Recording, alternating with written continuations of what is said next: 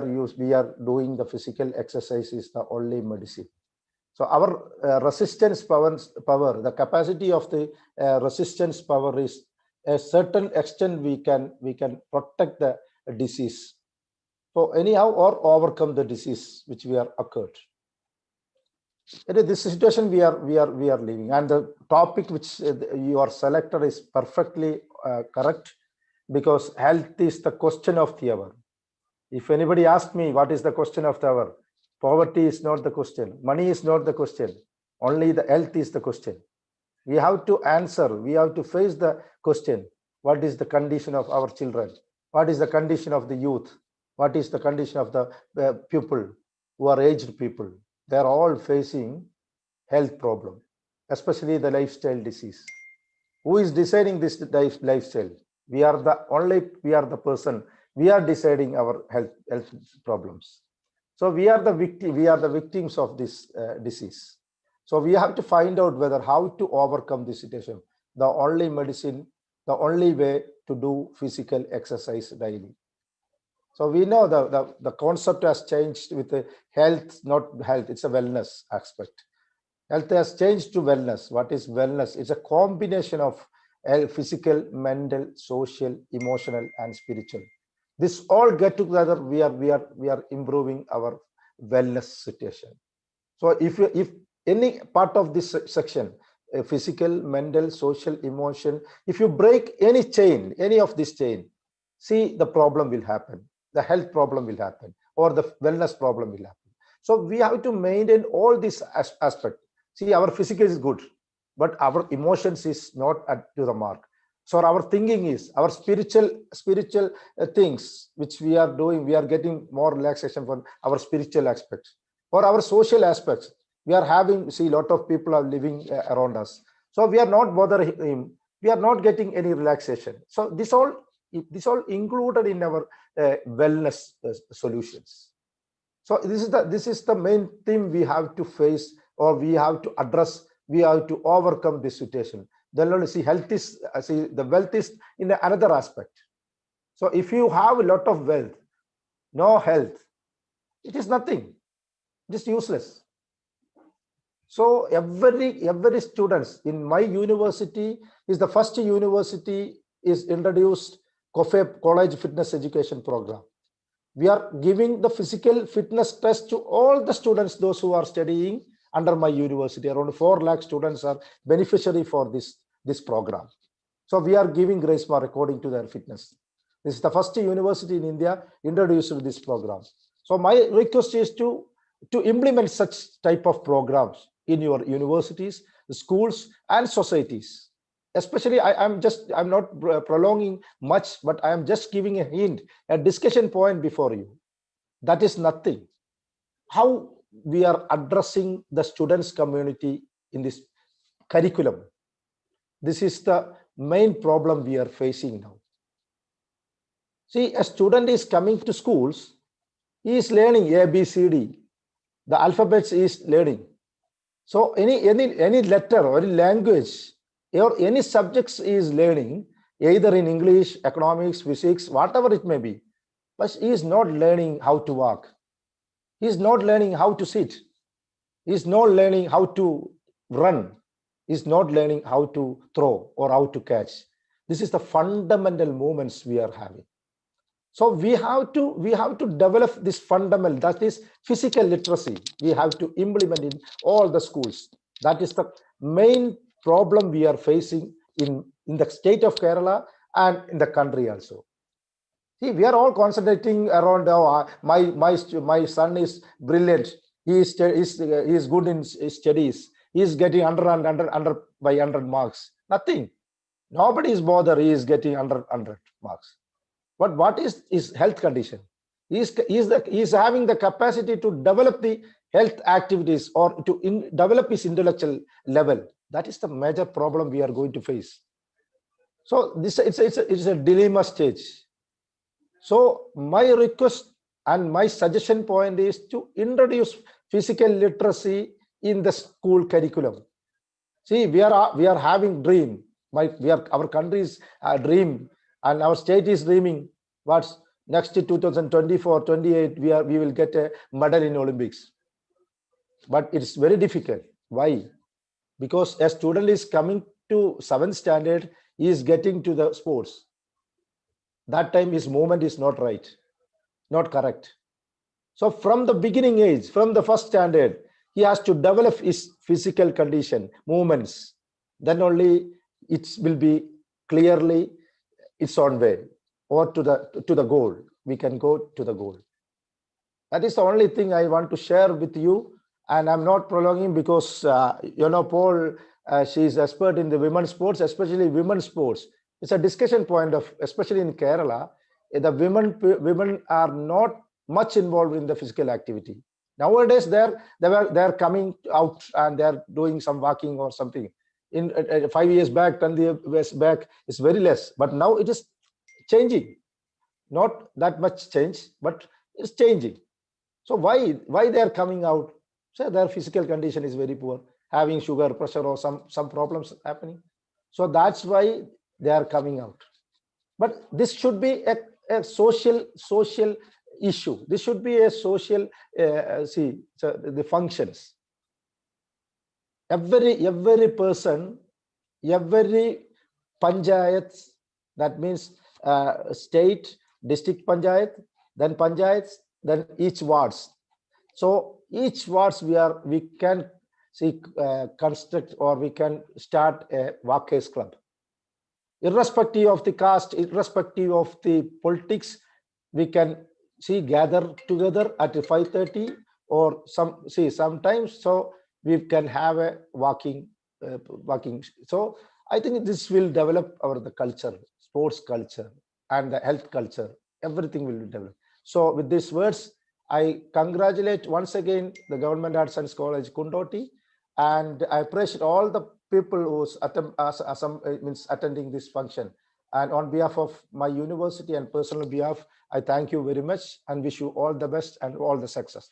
Thank you very much. Thank you so much, sir. And now we have a very exceptional person to talk to us on the topic women fitness, youth, middle age, and old age. And to introduce her, I invite Dr. Abdus Salam, the coordinator of the webinar. Madam YVONNE Paul, are you there? Yes, I am here. Very good morning to all of you. Let me I want to introduce Madam, just a few minutes. Ladies and gentlemen, we have an outstanding personality, Madam YVONNE Paul from South Africa. She is presently the head of Department of Sport, Rehabilitation and Dental Sciences, Shivana University of Pretoria, South Africa. She has a lot of achievements in her field, especially her PhD was from University of Pretoria, focusing on the disciplines of biokinetics and sports science. And her research interest was exercise and diabetes mellitus. You know, diabetes mellitus is having the highest number of killing number in the world population. So it is a wonderful area which she is used to specialize. And she has presented papers in many international conferences all over the world. And she is also there in the Higher Education Institute of South Africa. Also, she used to have chairing a lot of sessions in the international conferences. And she has contributed interest in researching on exercise, on the various topics of health, fitness, and wellness and rehabilitation. So on behalf of the organizing committee and on my personal behalf, I would like to give a warm welcome to Dr. YVONNE Paul to lead the session. Welcome, ma'am. Thank you very much. A very good afternoon. I think it's afternoon there, but it is 11:07 here in South Africa. A very good afternoon to all the delegates and esteemed guests, as well as all the Olympians. I'm very impressed. And it is a great pleasure to speak to you today on physical activity. And I have highlighted a few key areas on women and physical activity. So with much ado, I'm going to go straight onto my presentation. Just give me a minute to share. Please do alert me if you see my presentation on.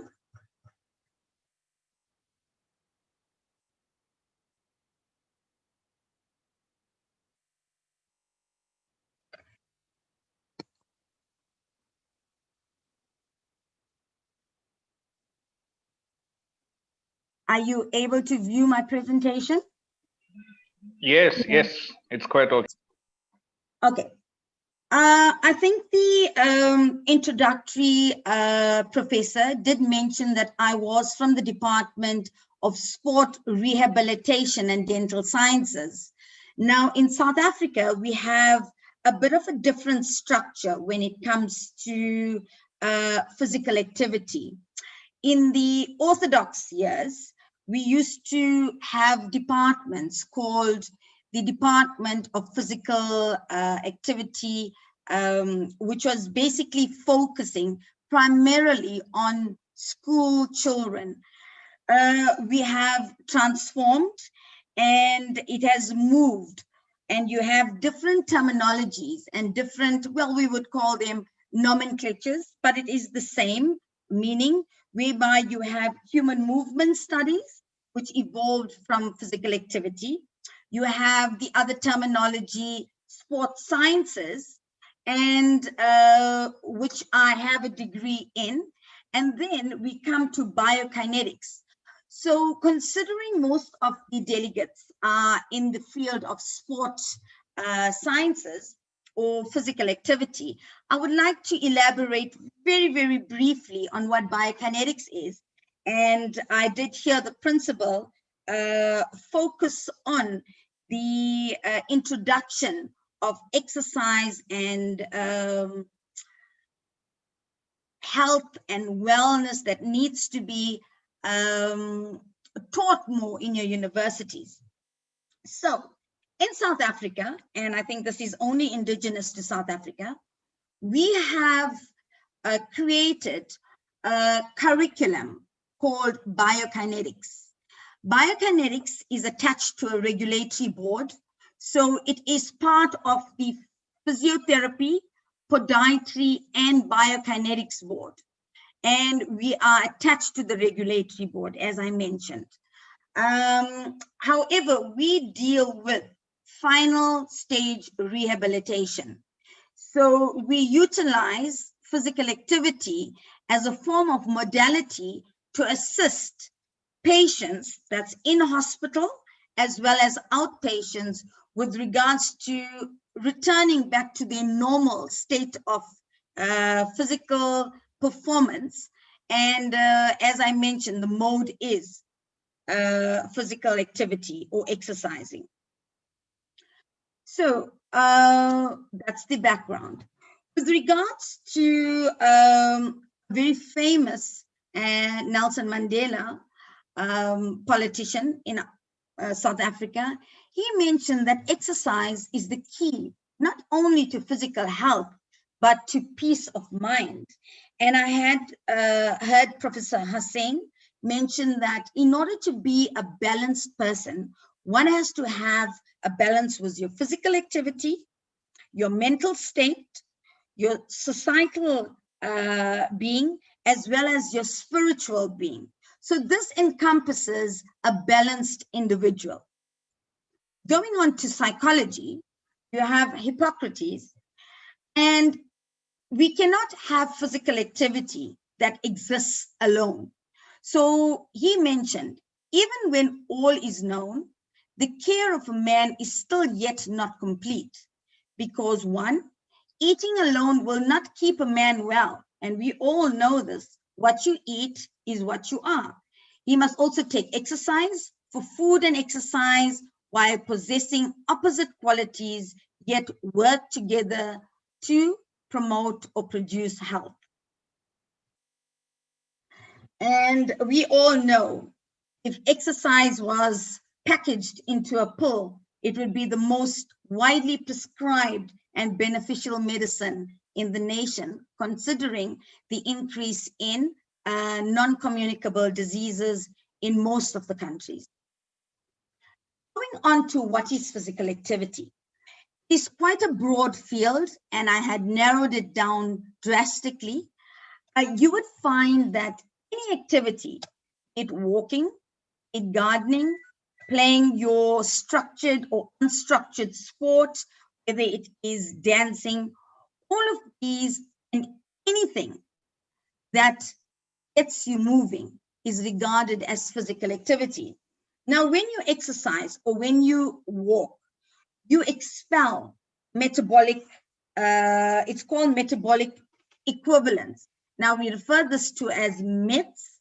So when you're sitting still and you're not moving, you are basically expelling one metabolic equivalent. If you are doing an activity such as a vigorous activity, be it hockey or cricket, you would find that you are expelling plus minus 6 metabolic equivalents or 6 METs. So the 6 would represent, it is expelling 6 times more the energy that you would when you are sitting still or when you are just, we would call it sitting still. So moving on to the benefits of exercise, and I would come on later on in the a presentation specifically to women. I think we are all knowledgeable about the physical activity, but I will reiterate this. It helps people achieve and maintain a healthy weight.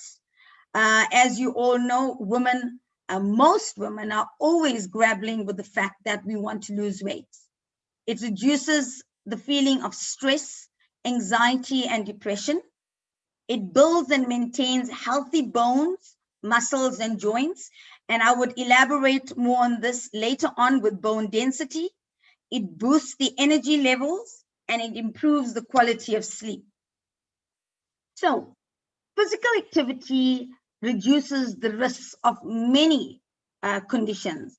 For instance, your non-communicable diseases. I'm going to couple that. Then you have your high blood pressure. You would have cholesterol, diabetes, which is a very growing condition in South Africa. And I think beating the diabetes would be developing obesity. So that is quite a major problem in South Africa, and I think worldwide. And with women, it would be developing osteoporosis. So exercise helps with building strong bones and the muscles.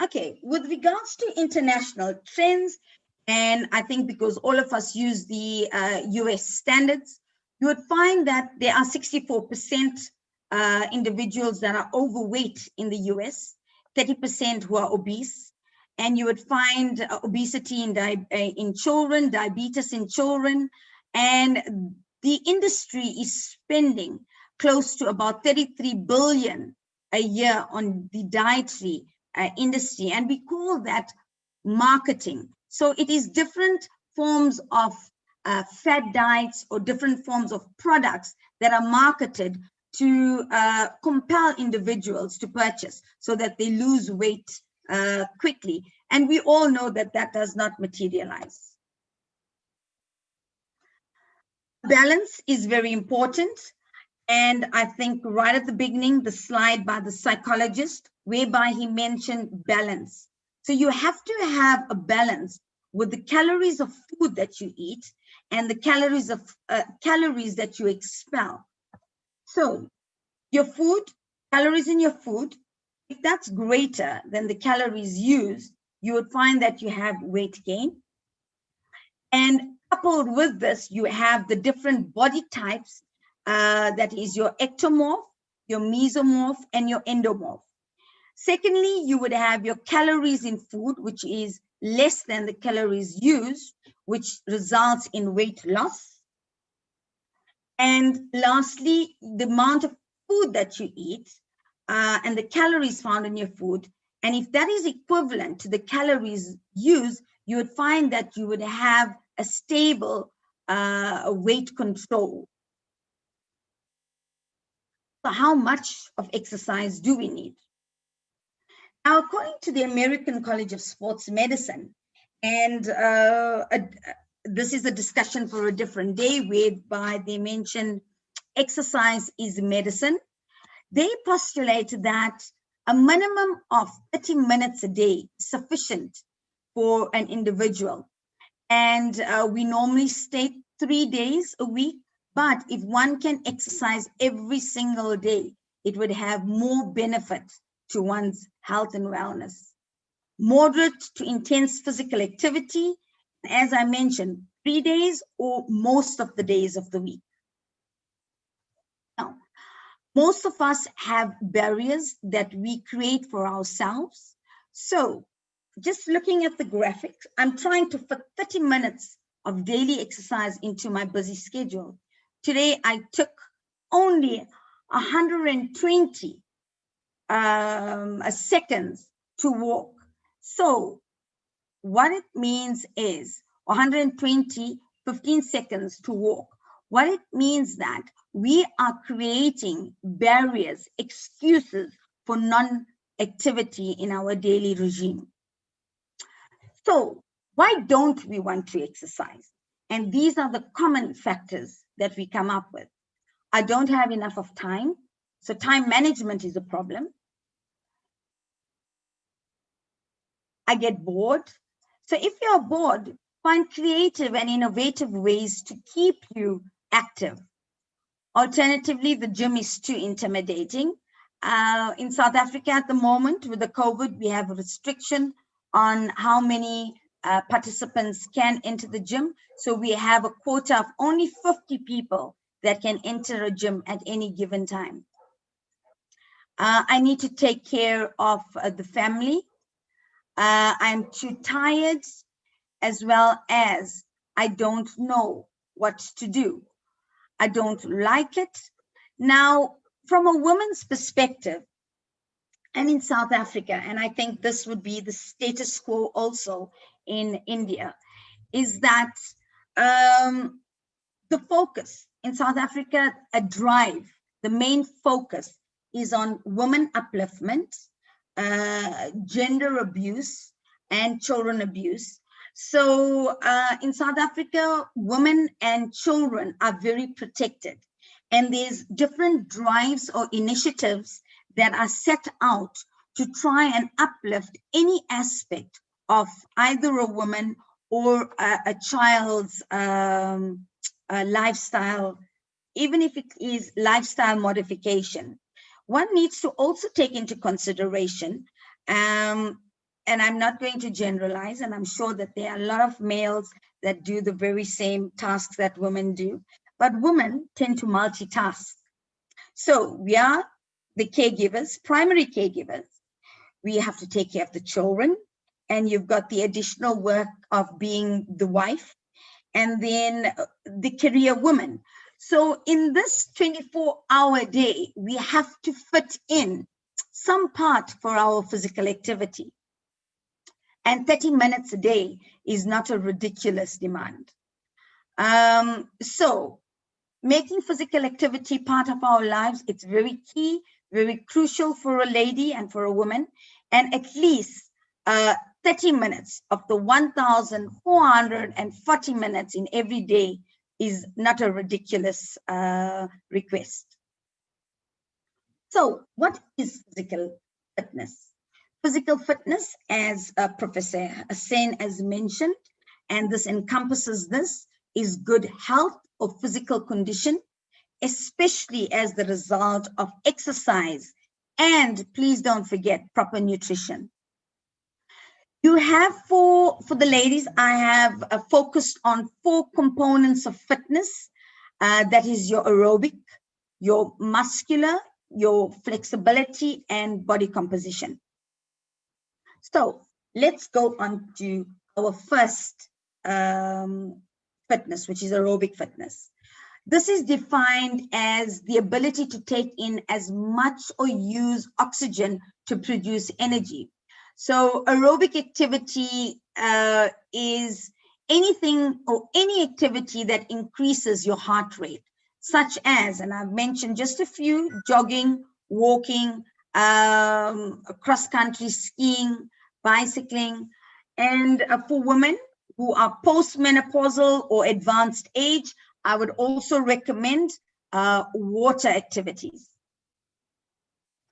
So, us women, we love the quick fix. So we would go to the stores and buy all our expensive products. I'm not saying that it is not advisable. However, we would try to see if there's a miracle cream, cellulite cream, to augment the exercise time. So this is a problem area. So we tend to use the miracle cream instead of doing our running or jogging or cycling. Going on to muscular fitness, strength and endurance of your muscles is very key. Loading of the bone is very important as you advance in age. So the benefits would be improve performance, injury prevention, improve your body composition, improve self-image, and the activities will encompass weightlifting and push-ups.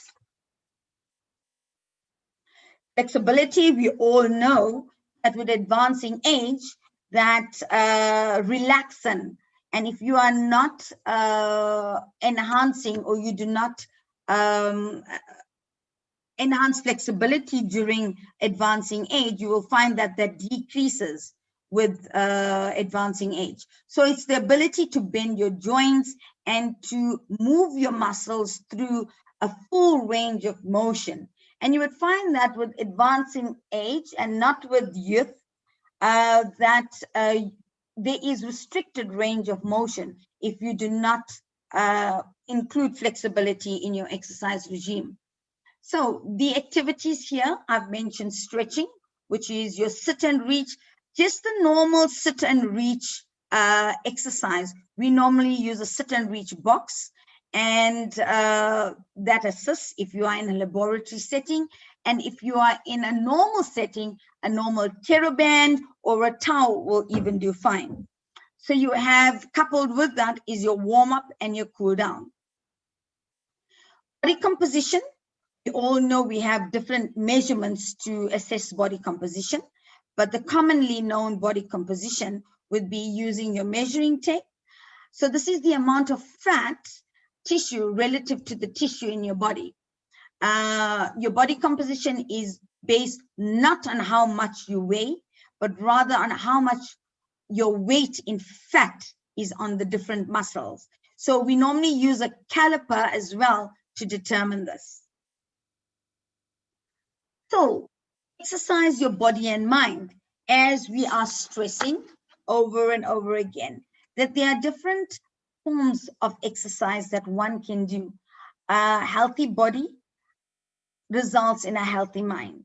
So this type of activities would reduce your stress, increase your strength, increase flexibility, and increase your energy. So what is the best exercises? Irrespective of what exercise you do, as long as you expel calories that you have ingested with the food that you have eaten, would amount with some sort of meth that you would produce. Now, going on to gender differences in fitness, and when I speak about gender differences, I'm referring to the male and the female. There is certain differences when you look at the different components, and I'm going to go through this carefully. So with women, you would find that most coaches, most biokineticists, and most sports scientists would agree that women and men should train with the same basic practices. For instance, we have similar exercises, similar progressive overload, and similar sets and reps that you would formulate for them. Women can deadlift, we can do squats, we can do sprints, the presses. So just like men and their performance and body composition, we also have benefits in similar ways. So let's look a bit closer on the gender differences, and I've taken 5 gender differences. However, there is 10. that I will elaborate on. So, how being female affects this results. And you would find that women store fat differently. Women store fat subcutaneously. Men store fat viscerally. So men tend to store fat more in their organs and women just under their skin, which is located with men inside, obviously, as I mentioned, in the organs. Women also have more fats in their hip area and in their thighs, which is known to be very, very hard to lose. So because of the high concentration of the alpha receptors in your hip and in your thigh areas, you will find that this impedes or it inhibits fat burning. So this doesn't mean that women cannot lose weight. And yes, it does mean that we should not take on fat diets. It basically means that women lose excessive fat from the lower part of their body, but they need to be very specific when they are training if they need to target the hip and thigh area. In sports science and in biokinetics, I think we have the different key components, and specificity is one of the areas when we are creating an exercise program for a patient or for a team or for an individual. The second factor, dealing with gender differences. Sorry.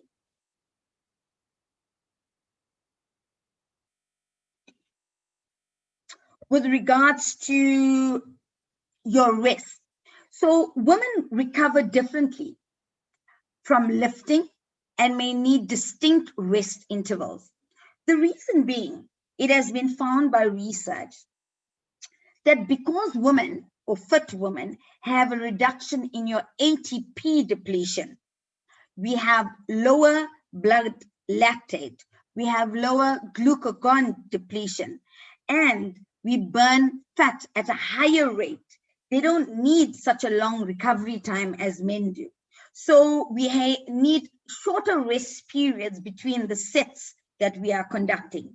They also don't experience the same drop-off in power and velocity as men, as men get much more tired as compared to females.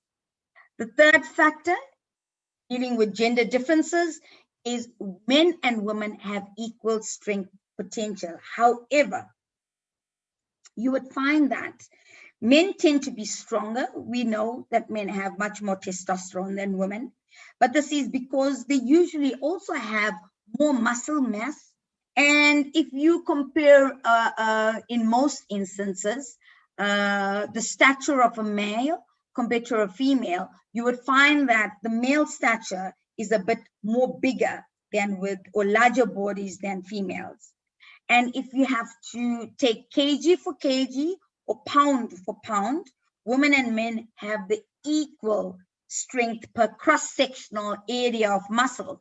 So if you have to do an investigation under the microscope and you have a look at the fibers and the cross-sectional studies, you will find that the muscle fibers would be the same for male and female, but it's how you train that would augment the growth of these cross-sectional areas of the muscle. So, in not so many words, women have the potential to develop the same levels of strength as men do. Fourthly, we have women, and we respond differently to high-intensity training as compared to men do.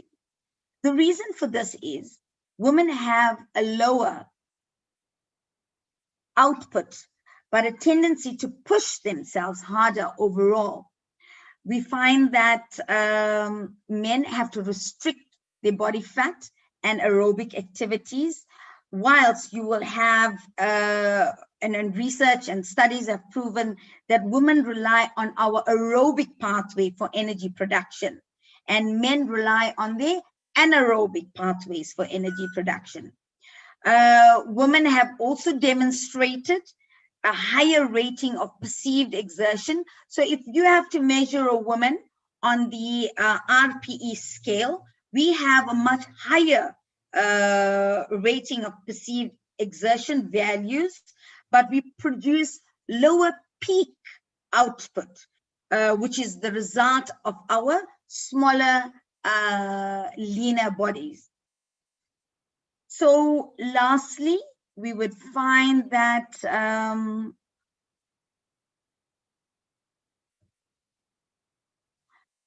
fat burning during exercise, I did mention we have more fat burning during exercise because we rely on our aerobic pathways, and you would find that we have improved metabolic flexibility. Exercise is a must for women who want to lose weight. So there's different areas. Sorry.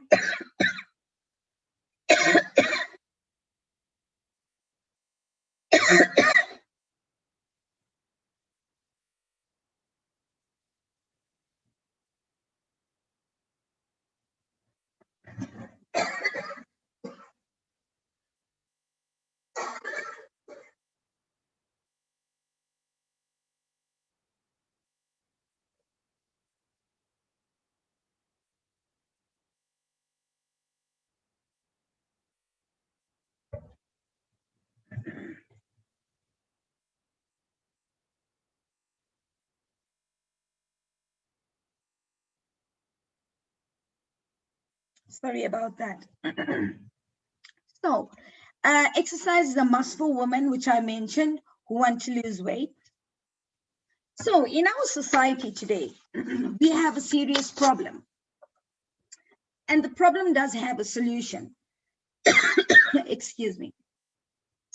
The average adult or average female is recommended to do 30 minutes of moderate exercises for at least 5 days per week. Walking is the best mode or modality of exercise that one can do. You would find that in South Africa, we get points through our medical aid system, whereby they encourage walking, and we need to walk a maximum of about 10,000 steps daily. In exercise, two of your most important organs are the lungs and the heart. And you would find that during the COVID period, there were creative and innovative ways. We even in our country went online with regards to the exercise regime so that we can initiate play and activity among children and the adult population. You would find that the lungs is the organ that's responsible and brings oxygen into the body, providing energy, and obviously in return it removes the CO2, while the heart pumps the oxygen to most of your muscles. So the solution will be to have healthy aging or advanced aging, and you have different components that adds up to the healthy aging. You would have exercise, nutrition, reduced non-communicable diseases, geriatric care, your mental health, your pharmaceuticals, which is your medication, and you have your family and community support. On the other continent, you would have disease. Here, it is reduced smoking, exercise, nutrition, primary care, and family support. You would find that for both of the graphics, exercise and diet plays a very important role. Now, you have your performance key factors. You also have your time. Your time on this graph represents from adulthood right up to, or going from childhood right up to adulthood. So you would have your normal aging, and you would have your normal aging associated with full performance if you are physically active. Then you have accelerated aging. Your accelerated aging obviously ties up with poor performance or low physical activity, frailty, and then you have your disability. So with your normal aging, and if you're exercising, you would find that your performance decreases gradually with advanced age. With accelerated aging, you'll find that your performance has a very quick decline, and the frailty obviously results with non-activity. So the next 3 slides has quite a lot of information dealing with women, exercise, and aging. So you would have your bone density. As you grow older, you will find that there's a decrease in our bone density and lean body mass. So this is where your strength training and your weight training comes into play. So we need to try and increase our body mass and decrease the central adiposity. You would find that women and aging is of particular interest. And as I told you, in South Africa, we have quite a number of initiatives focusing on women, which can be park runs, or we would have your little pop-up gyms. So interest in women and aging is of particular interest, partly as a result of gender-specific responses to aging, particularly as a result of menopause. And, you know, with menopause, you have a lot of physiological decline associated with aging and inactivity. I've also touched on this, your metabolic syndrome and your NCDs.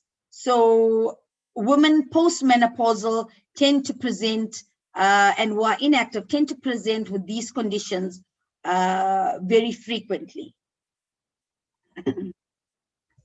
So how do you measure your physical activity intensity? We have a terminology called your target heart rate, and there's different ways in which you calculate your target heart rate. I think we are all familiar with the formula of calculating our maximum heart rate, which is a constant, which will be 220 minus your age. And then you have the 2 different continents. You have a 60% and you have an 80%, which is your minimum heart rate and your maximum heart rate. To calculate your minimum, you would take 220 minus 0.60, and maximum will be your 220 minus 0.80. So this is more or less what the target heart rate should be. You have different training zones to focus on whatever you would want to achieve. For instance, your warm-up should be between 50 to 60 training zone. I've given you the formula on the top that's based on your maximum heart rate. And then you have your fat burning zone, which I know most of the women would want to focus on, which would be between 60 to 70%. Then your aerobic, anaerobic, and your red line zone. Now, in most instances, and this is not only in developed, but in developing country, some would state, and this is just a graphic for the pun of it, my doctor asks me to be in shape. Well, this is my shape and I'm keeping it. So a lot of individuals feel that if they do exercise sporadically, that it's going to give them a very quick effect. And that is not true. You need to be very consistent. And as I mentioned, specificity is very, very important. So you need to target, or you need to know, what are you exercising for?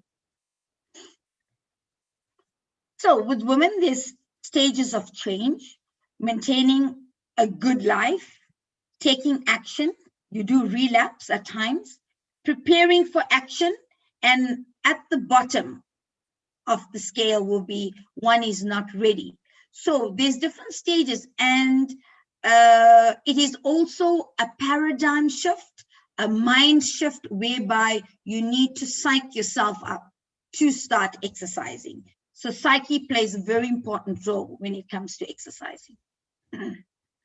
So according to the another psychologist, Aristotle, we are what we repeatedly do. So if we are sedentary, then we are going to put on weight, which leads to obesity, which leads to chronic diseases, and eventually one becomes frail, and which eventually leads to death. So we have different steps to focus on when we want to become fit and if you are sedentary. So firstly, we try to write the individual's personal fitness goals. We do a PWC test to see their baseline activity levels. Based on that, we draw up a program, and we have all the different PARQ forms that we fill in. And this is an international standard activity form, whereby you have your pre-participation checklist, and then we give the client or give the patient the go-ahead to start moving. It's important for them to document what they are exercising or what activity they are conducting, and the time or the minutes and how often in the week they would conduct this activity. So final tips for being more active will be, one can park their car far from the destination and walk. I know it's a very common trend where we would want to park our car very close to the elevator, rather take the stairs, play with children, and this is bonding time in any way apart from expelling the myths that we can. We need to take our fitness breaks, especially those that are in administrative posts. You would find that they have quite a lot of muscular problems. You would also perform gardening or home repair activity, exercise while watching TV. One can do that because during the COVID period, the Teams platform, the Zoom platform was a very common form of modality whereby individuals could watch and follow what is happening with their physical activity and at the same time do the activity. So one always, and this is a good practice, has to keep a little bag in their car with their kit in it, with their running shoes and their training shoes, so that if you're out of your office, it's easy for you to go immediately and conduct your physical activity before you come home and are bombarded with being or multitasking for your family. So drinking water is important. Some safety tips. Your warm-up and cool-down is very important during any workout. Comfortable clothing. You need to feel comfortable. If you feel any sort of discomfort, you need to alert your personal trainer or somebody close to you so that you terminate. And one has to always follow the physician's or the doctor's recommendation, considering people with hypokinetic diseases or chronic conditions, so that you find out the medication that they are on and there is no contraindications to the usage of the medication. So our take-home message will be active, which is the letter A. Aging trends are rapidly increasing, so one needs to be very active. Aging, activity, and exercise can increase your health. And as Dr. or Professor Hussain has mentioned, it affects all facets of life. Can cardiovascular fitness inversely is related to mortality risk. Minimize your mental health, which is ×2 or ×3. So you could do something to enhance your mental health. Various vitality, which is 3 times a week, and sicknesses, which is social functioning, and which one can participate in 2 or 3 times a week. So, in conclusion, one can believe anything is possible. And I've got a little diagram of some chicks there. So the only reason a bumblebee can fly is because no one told him that he cannot fly. So with exercise and with advancing age, we do not stop exercising because we grow old. We grow old because we stop exercising. So the keynote takeaway message would be that we need to be consistent from our childhood through to youth, through to old age when it comes to exercising in women. Thank you very much.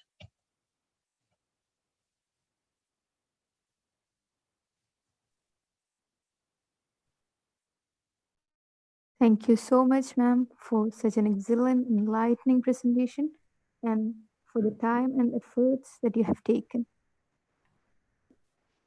Now, No, thank you, ma'am. Wonderful, wonderful session. It was an enlightening session. Ladies and gentlemen, this is a time for interaction now. So I think many of you will have genuine questions where we can share our doubts and concerns and possible questions which may arise our curiosity. So I request and suggest anybody to have such questions may utilize the next few minutes to clarify our concerns and doubts. Please. Thank you. I'm here for any questions.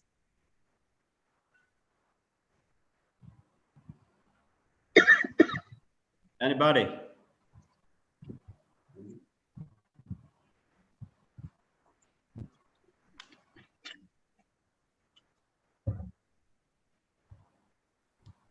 Ma'am, please wait. Maybe some of them are ready to ask the question. So Is that a problem?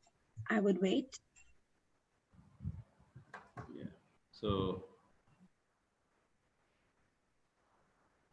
regarding the woman fitness, actually, there are many questions for me to ask, but of course we have time constraints. Hello. Yeah. Please.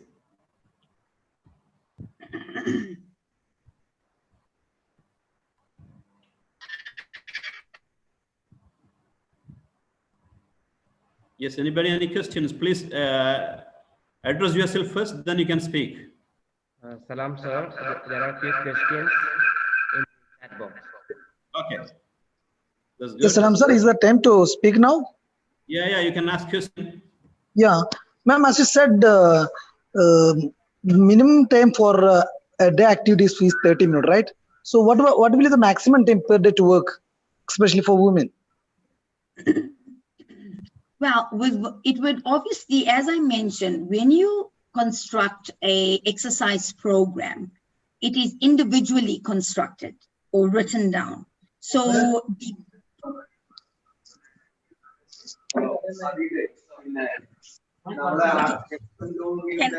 can I answer that question? I see there's quite a few questions in the chat box. Yes, sir. Please mute yourself. Okay. With the programming that we write for individual females, it's individually written. So each person's baseline physical activity would differ. So that is why we prescribe a minimum of 30 minutes per session for somebody who's starting off with physical activity.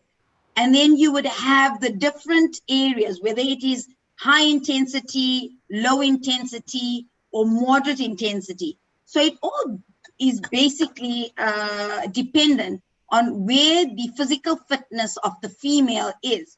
For instance, I, as a female, would be able to train for about 2 hours, dividing my physical activity into different commodities. So I would start off with my warm-up, go on to my flexibility. I would include some of my strength training. On a specific day, I would do upper body. I would always do the abdominal core exercises. And then one can end off with aerobics, and I would normally, for those that swim, would suggest that you start, or you would do at least 30 minutes of swimming. And that basically ends off the session. But as I mentioned, coming back to your topic, it is dependent on where the individual is in the physical activity graph. So I can't say one has to train for 45 or an hour. So it all depends on the program that you are setting out. And we always go according to our sets and our reps. So we would construct the program whereby you have the minimum of it's always 3 sets, but we would range it from 6 to 15 reps. So they start off with 6 reps, and as they gradually progress, they also increase their reps. So that's dependent on the individual. Thank you, ma'am. Thank you. Thank you, ma'am. It was a very good answer. Okay, there is also there is also questions. If I can very quickly answer this from the chat line, or should I respond on the chat line? Hello. Hello. Good afternoon. I just want to ask a question. If the male and female children has a different types of exercises to focus on? Sorry, just come again. I did not get that. Okay. Does male and female children have different type of exercises to focus on? Well, children are children. Any type of initiation of play would be of benefit to them.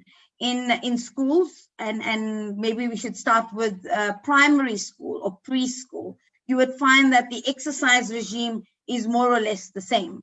So in my presentation, you would find with gender differences, at that stage, I mentioned that there is no difference in males and females or children activity. So they basically start off with doing the same activity from childhood. As you progress, then they divert into different fields or into different sports. Okay, thank you, Professor.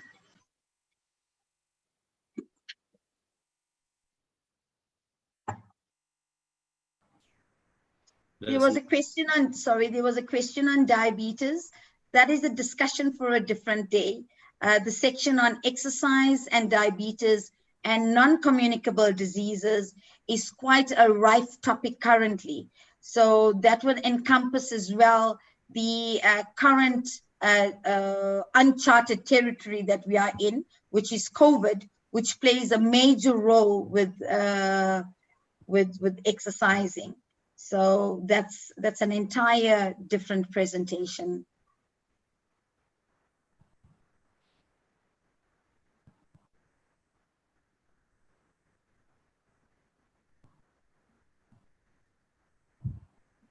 Okay.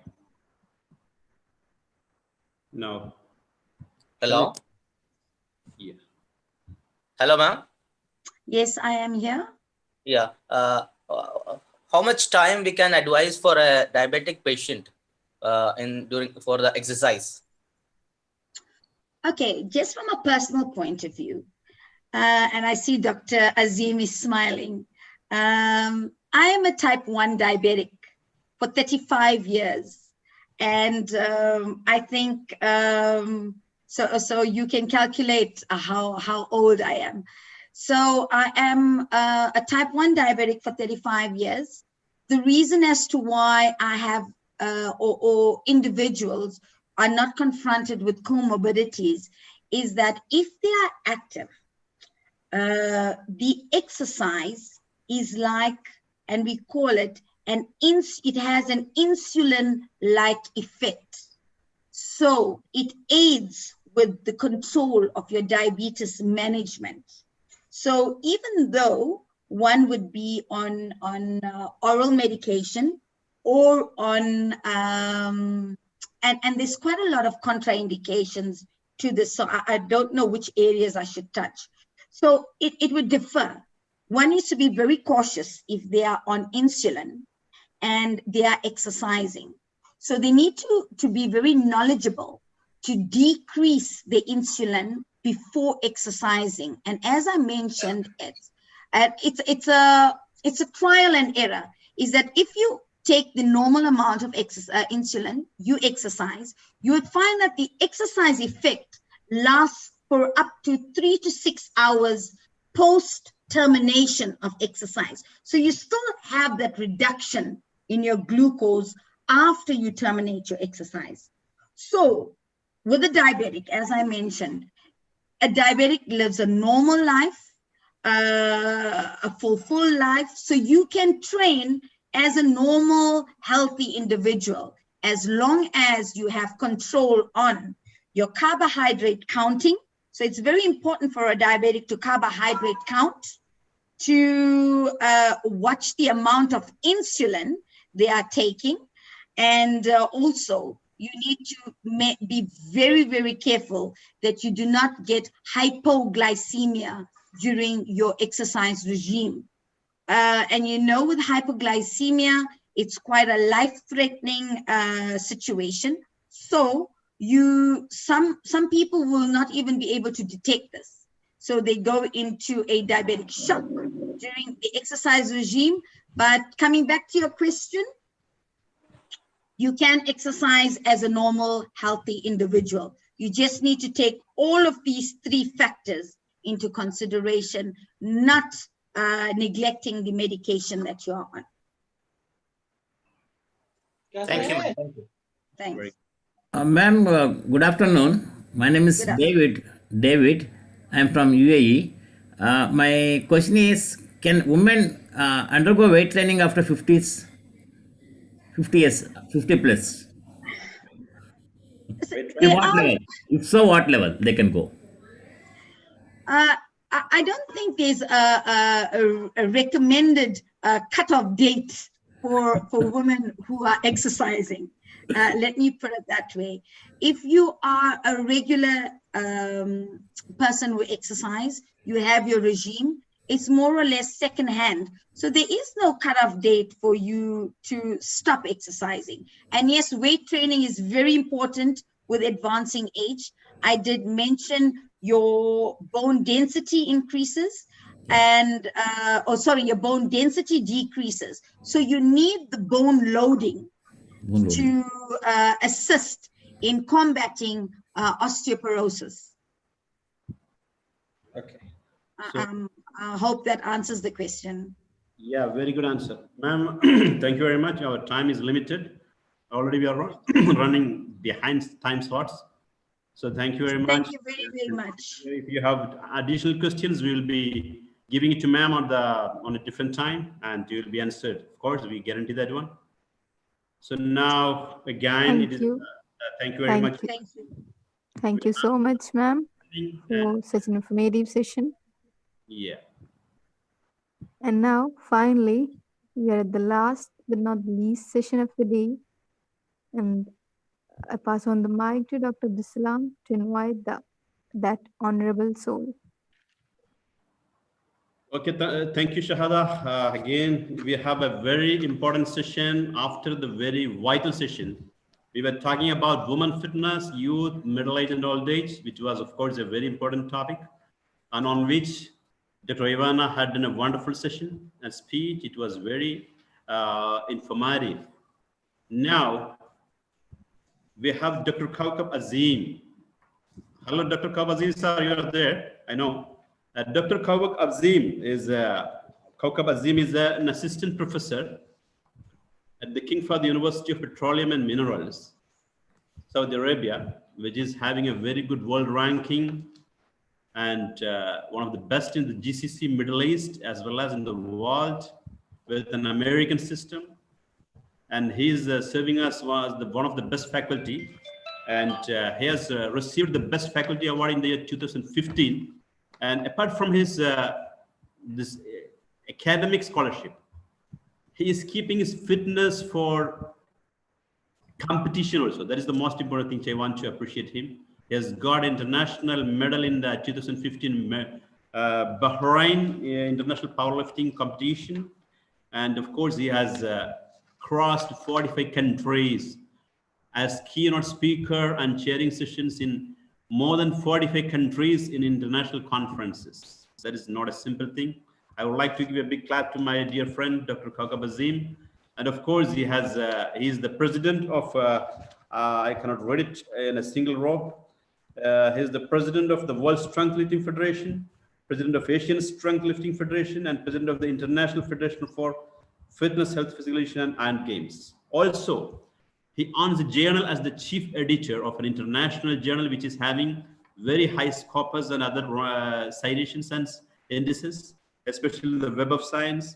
And he's a multifaceted personality, a versatile personality. He's also a good singer as well, which I know because he was a very close friend. So on behalf of the organizing committee and my personal behalf, let me welcome Dr. Kaka Bazim to lead this wonderful title, which is called Strength Training, Its Importance in Daily Life. Welcome, sir. Good afternoon, one and all. Thank you very much, Dr. Salam, my friend, my brother. First of all, I'd like to say good afternoon to everybody and the chief guests, Olympian Miss Jency Philip, Dhyan Chand awardee, the icon of Indian sports. Respected Dr. Abdul Latif V, Principal and Chairman of Organizing Committee. Dr. Zakir Hussain, VP, the Director of Physical Education, University of Calicut, as a special address and special invitee. My friend, Dr. Abdul Salam, Organizing Secretary of this International E-Conference, and a very dynamic, outstanding speaker, my friend, Professor Jan Paul from South Africa. Dear delegates and friends, I take an immense pleasure and honor to be part of this e-conference and the International Federation for Fitness, Health and Physical Education and Iron Games with collaboration with Government Arts and Science College, Kondotty. I like to congratulate Dr. Salam for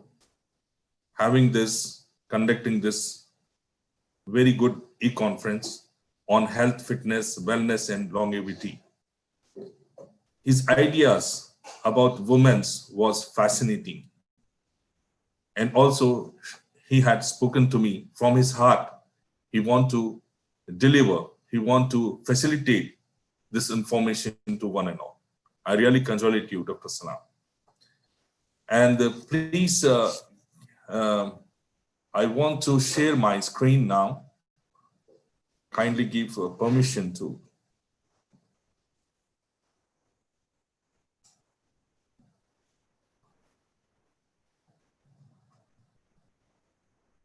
Kindly disable.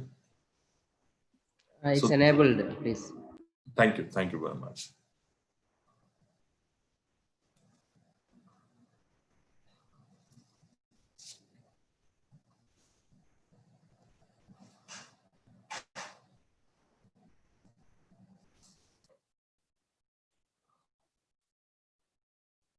Importance of resistance training for maintaining healthy life. We have a lot of myths about resistance training. And presently, in this pandemic situation, exercise is very important. As we know that exercise is a medicine. And I was very happy to listening to our other outstanding guest and the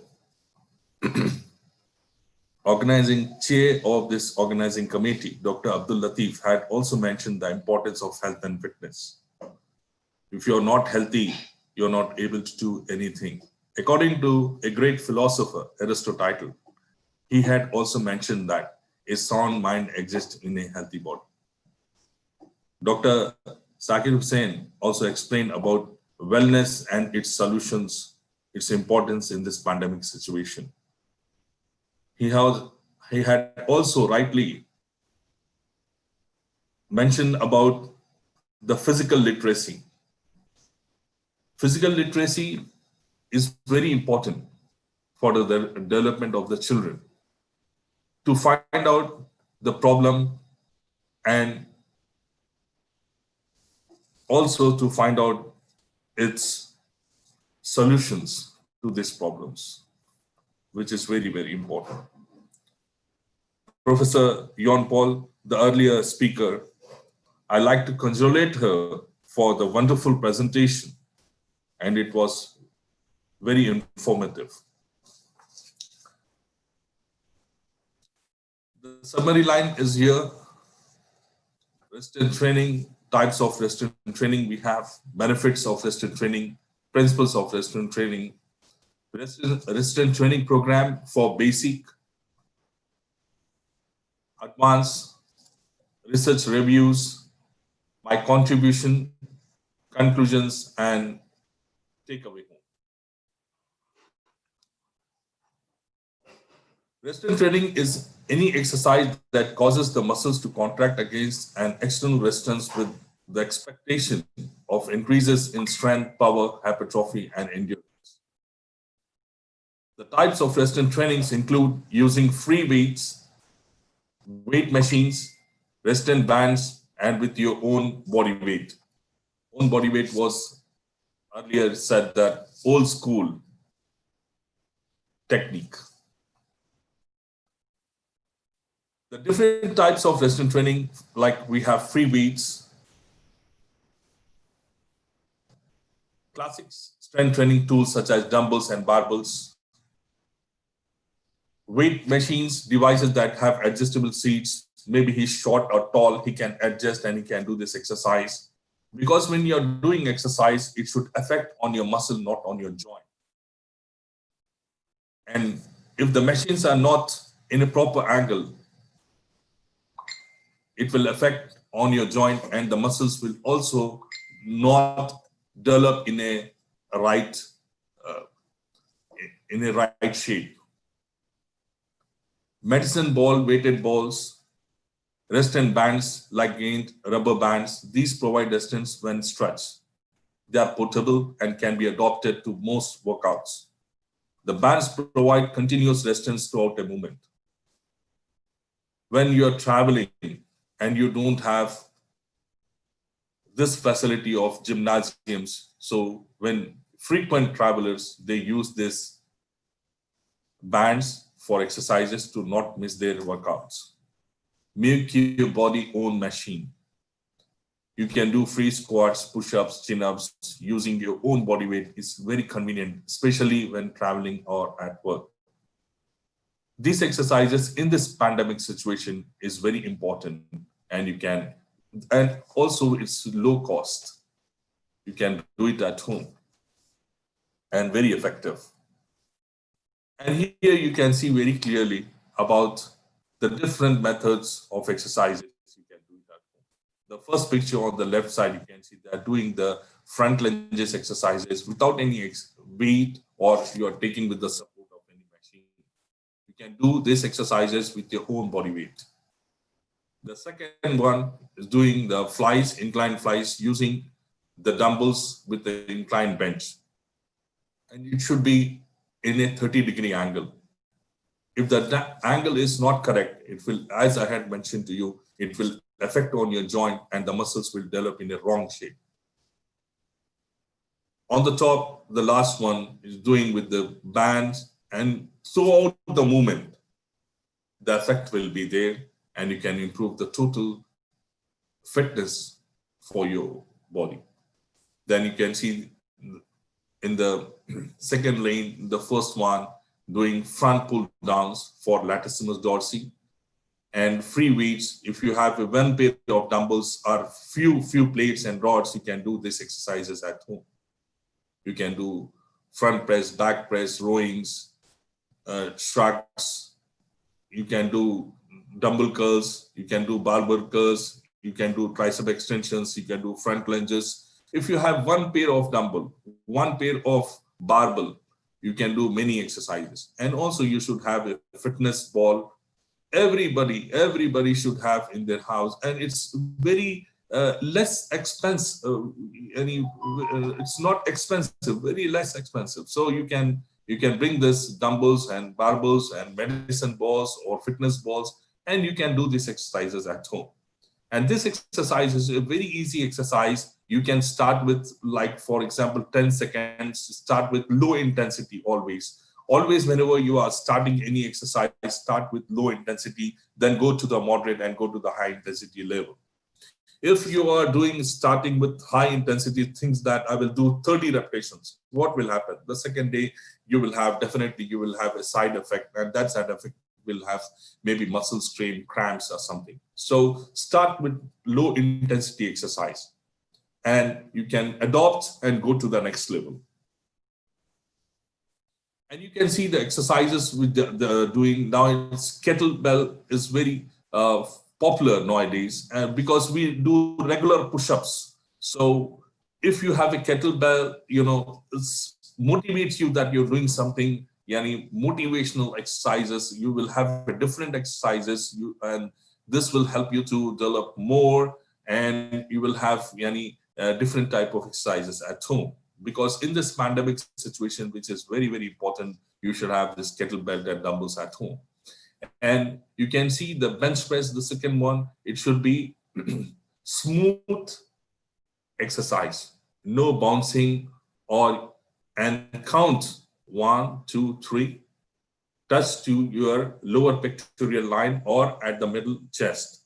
Whenever students, they ask many times, many bodybuilders, where I should take the barbell. I should take on clavicle or middle of the pectoral or lower pectoral line. I always say that when you start your bench press, start with warming up, and you can bring at clavicle. But as you increase the weight, bring on your middle chest.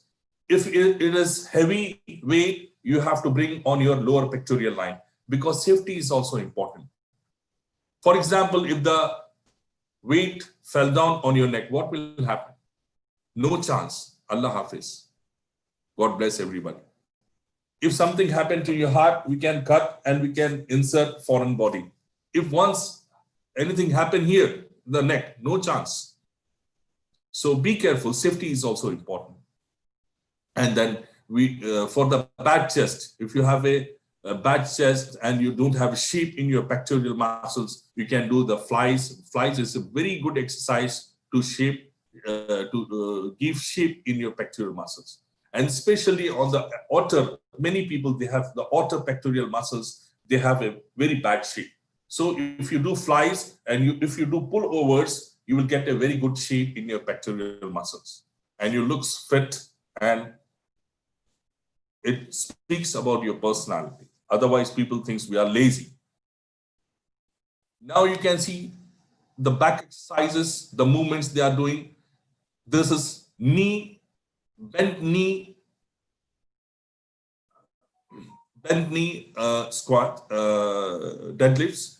And this is very good exercise for lower back muscles. Many people, they complain about that. I have a lower back pain. Why your get lower back pain? Because if your abdominal is weak, that means you will start complaining about the lower back pain. So if you do this 3 sets of 12 reps, believe me, you will be pain-free. Within few months, few weeks, you will be pain-free.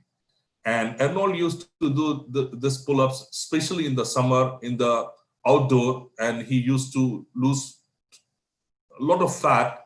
And you can do this exercise. Why I'm showing you this exercise? Because you can do this if you have a one barbell. You can just attach on the 2 sides, and you can do at home. Your children can also do this exercise at home. This is priceless. So in this pandemic situation, you can do some pull-ups, push-ups, and kettlebell exercises at home. That's why I'm showing you this exercise. There are many exercises which are benefit for back muscles, but I'm showing the exercises you can do at home. And shoulder exercises, you can do dumbbell press. If you have dumbbells, two pair of dumbbell, and the elbow should be parallel to the floor. And when you're doing side dumbbell laterals, which is very important technique, many advanced bodybuilders also, they do mistake that when you're doing that, it should be, your hand should be, when you're raising your arm up, the little finger should be up, like pouring water from the glass. For example, I'll show you the glass that you're pouring water from the glass, then come back again, pouring glass from the water. So this is one of the correct technique, and it will affect on your 3 heads of your deltoid muscle, frontal, lateral, and rear. So this is very important when you're doing, that is called dexterity, doing with perfection. And then we have, you can see the last exercises, it will also affect on your 3 heads, and it's very good exercise if you're doing and keeping your torso up and doing this exercises, push-ups. It's a fascinating exercise. You can do this 10 to 15 reps at your home. It's very good exercise. But start with push-ups. Don't go for this advanced training. Just I'm showing to you, if you are more than 50 years, wait, start with low intensity, adopt, and go to the next level. Don't go for high intensity exercises. And here you can see for your bicep muscles, barbell curls, which will affect on your inner and outer biceps. And he's doing supination, which is called twisting of your wrist and doing for your biceps. And then the last one is doing hammer curls, which pushes your triceps and bicep from the sides. It looks huge and get shape in a very first time. And also it will affect when you're doing hammer curls, it affect on your outer brachii. And that means it's working on your forearms also. So great exercise. You can do some 10 to 15 repetitions. You can start with low intensity exercise, and then slowly you can increase the weight so that you can get good shape and strength in your arms. This also, I'm showing you the triceps. Many people do a lot of mistakes. You can see that the hand should be, when you're doing tricep extensions, it should be parallel to the floor. It should not come up. This is very important when you're doing, and you have to a little bit twist at the bottom, so that all the 3 heads of your triceps, tail, hand, and inner should work when you're doing, and feel it. Don't just drop the weight. Feel when you're doing neuromuscular coordination. 100 times we teach to our students. And also you can see the hard dips. He's doing this very good exercise for triceps. And also he's doing push-ups exercise. After doing this all exercises, bodybuilders or athletes, they like to do this exercise. But if you do close grip push-ups, it affects more on your triceps in the last of exercises. Give you a concentration. This is very, very important. This will work on your core muscles and your abdominal muscles. It's doing sit-ups exercises. And when you're doing this, one thing you have to keep in your mind, that you should not hold on your back, because you will hurt your neck muscles. This was an old-fashioned exercise. Many people, they will ask the students to keep and hold on the back. You have to see that health versus exercise. When you're doing exercise, you should not lose your health. So, which is very, very important. So coordination of these 2 things, when you're doing exercise, okay, don't hurt your neck muscles. And when you're coming up, breathe out, breathe in. If you don't breathe in, breathe out, what will happen? Because you will damage your lungs and the blood pressure shoots up also. So which is very, very important when you're doing any exercise, not only abdominals. You're doing exercise, breathe in, breathe out. This is the fundamental, this is the very basic things what I'm talking about. And you can do these exercises, you can do leg raises, you can do push-ups, you can do planks, you can do burpees, you can do these exercises you can do at home.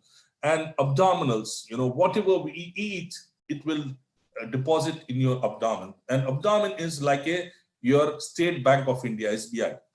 Whatever you will eat, you will deposit here. So always hit to your abdomen. And according to the Diabetic International Federation, they suggest that if your waistline, your SBI, State Bank of India, is more than 38 inches, that means you are prone for many diseases. Diabetes, cardiovascular problems. So you have to do a lot of exercise for your abdominals. Keep your waistline less than 38 inches. And for that, you have to do this shaping exercise with, Professor John Paul had suggested. She has one thing she has mentioned very nicely, fat burning zone. That is 60 to 70% for women. On men, it's less than 60%. She has mentioned about the women, but I'm mentioning about the men also. You can do less than 60%. And inshallah, it will affect on you. But if you're not doing in a perfect zone, that means it is just, you are just wasting your time. So target heart rate and intensity is very important when you're doing your exercise. And exercise, like also she mentioned one important thing, which I like very much, that individual exercises. Because one training, one type never works for other body types. Like we have ectomorph, mesomorph, endomorph. Against these three body types classified into 88 categories. And we have to see that he's a beginner or intermediate or advanced. And we have to see the training maturity when we give the program to him. Already I have shown you this. You can, if you have one bar at home, you can do this push-up exercises, and believe me, you get very fast results, very good shape at home also. Not only in gym, at home you can do it. Or maybe you have the open air, you can have a one barbell and two pillars you can, and one bar, you can do it, this exercise. Understanding the 4 types of strength. Absolute strength for one maximum repetition. For researchers also, they use absolute strength. One maximum repetition for lower body and 1 RM for upper body. This is the minimum muscular strength test, and also this is considered for many research topics. Relative strength, strength in relation to the size. Explosive strength, move fast. Strength endurance, do crappy things over an extended duration in order to achieve optimal pain and pump. This is a very recent study, 2019, by ACSM, American College of Sports Medicine. Resistance training for health. Always we have 2 ends for resistance training, one for health, one for performance. So first of all, you have to see that for what is your purpose, why you are starting exercise. One thing what I have keenly observed in the gym. When they come to the gym, they say that why you want to start your exercise, say for health. When they see somebody is using 90 kgs or 100 kgs, they want to copy and they want to do more than their abilities. This is not for performance, this is not for health, this is for performance. It's going for maximum. So you have to understand the intensity of exercise you have to do for health and intensity of exercise for performance. For performance, always they go for maximum. If they don't go for maximum, the performance will be under training. They have to do optimum training. Then we have key physiological benefits of resistance training. Muscle strength, endurance, and power increases. Bone, muscle, and connectivity, tissue growth, and durability increases. Communication between brain and muscle increases. Growth hormones increases. Blood glucose regulation increases. Aerobic fitness level increases. And this is very good for diabetic people also. They can do low intensity to moderate intensity of exercise, which is very important for them.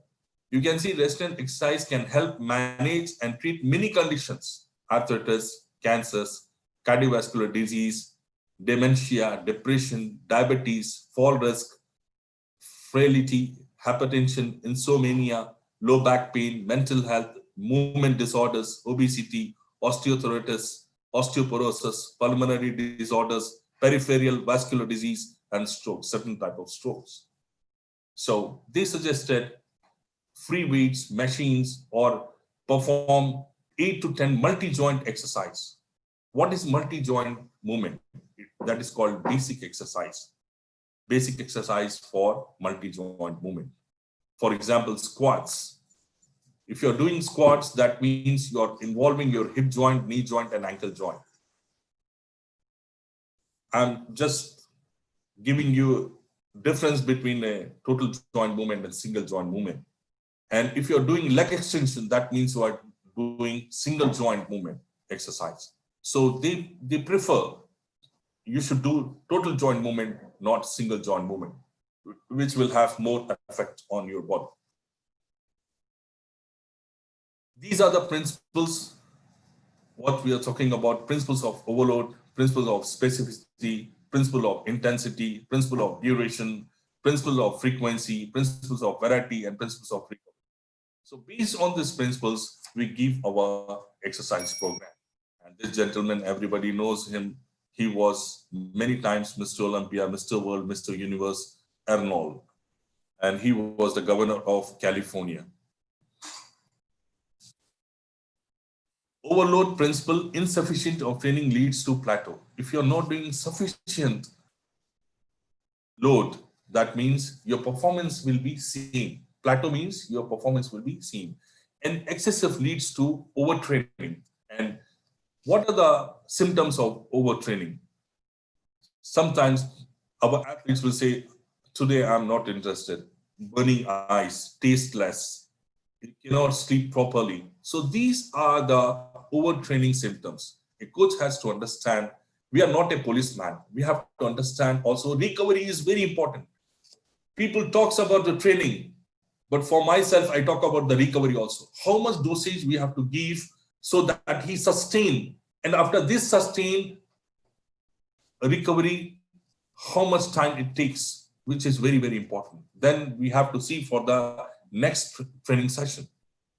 So it depends on the recovery also. So we have to see that the athlete should not be burnt out. We have to give a optimum training, which is a one ray, like a ray, it goes very straight. Rainbow, like it goes straight. Specificity target, correct muscle groups. For example, you're talking about quadricep muscles. So which exercise we have to give for quadricep muscle? We are giving leg press, 40-degree angle, or leg extensions. So specificity is very important in targeting the correct muscle groups. Intensity, low, medium, high intensity, based on one maximum repetition. For whom intensity? For a common man or for athletes? When we do take based 1 RM, we will never take for beginners and novice. We have to keep in our mind. This intensity is only for the athletes, not for general population. No. We want to give them help. We don't want to take the help from them, which is very, very important. Duration, the total length of the training program is important to consider in terms of fatigue and recovery throughout the season. Frequency, training sessions engaged in a week. Morning session, evening session, how many frequency we are giving. It depends on his off-season training or on-season training. I'm going to talk in the next slide. Different exercises and grips and hitting muscles to develop in a proper shape. Overall development. When we give training, you should not give in a same way. In and out of exercises for the proper development and total development, overall development of the muscles. Recovery, a muscle needs minimum 48 hours of rest to 72 when you are going for maximum intensity. You need minimum 48 hours of rest because the muscle tissues are damaged, and these damages needs minimum 48 hours of rest for the repair and for the growth of the muscle tissue.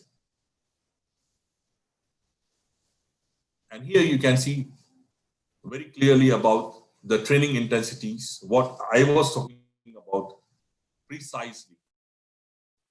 If you want to give for strength 80 to 90%, power 45 to 55, hypertrophy of the muscle, it's give you concentration here. Hypertrophy is very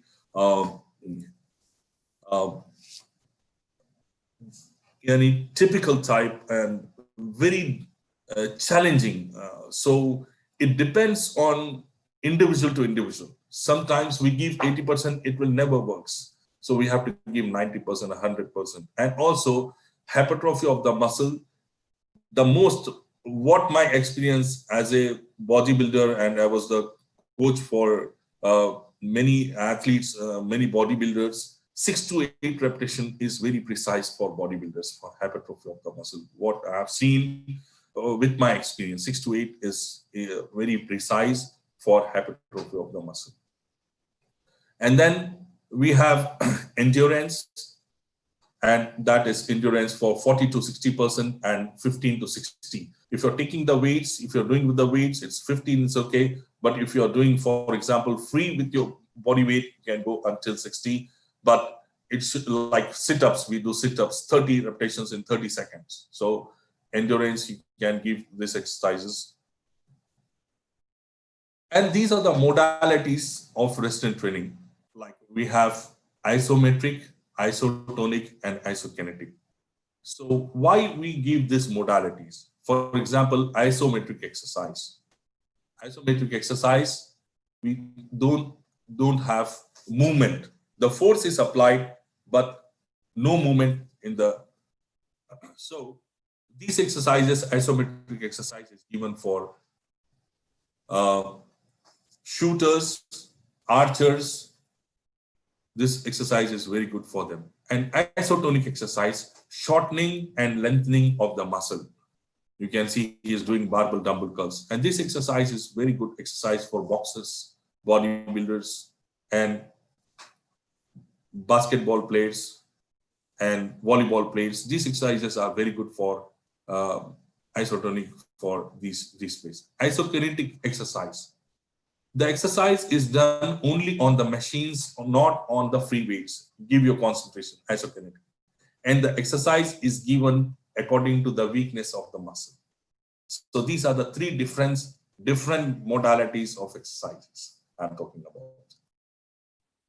So when we, you have a lot of questions, when, how many sets, cone, how, total.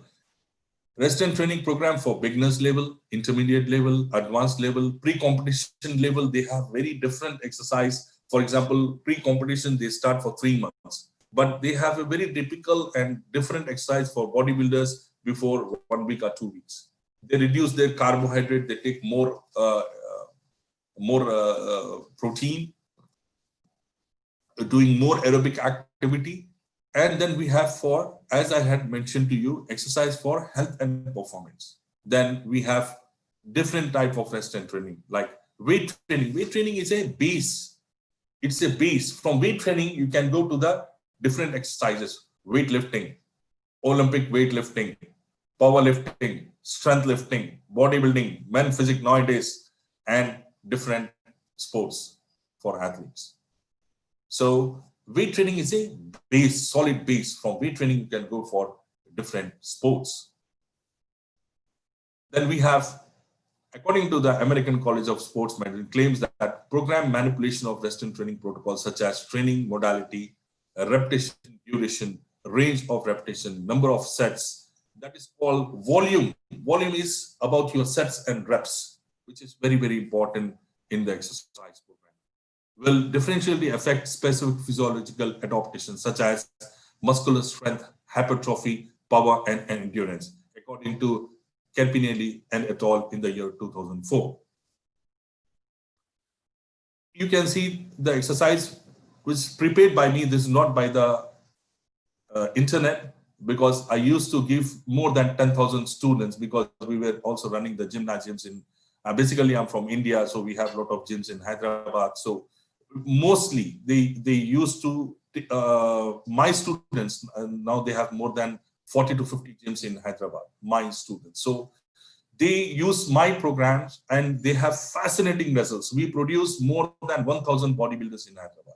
And all of them, some of them, they are junior Miss India, Miss champions. Now, one of this last year, 2019, from our Telangana state, he got a world champion in the strength lifting. So we produce a lot of bodybuilders, strength lifters, power lifters from our state. And these programming, they start with as a basic, as a beginners, they start. Why we do chest and shoulders, which is very important, a good question. Because push together, pull together. Because I don't want to, again, to stress on your joint on the next day. So that's why technically I have, read many articles with my own experiences. We have produced this program.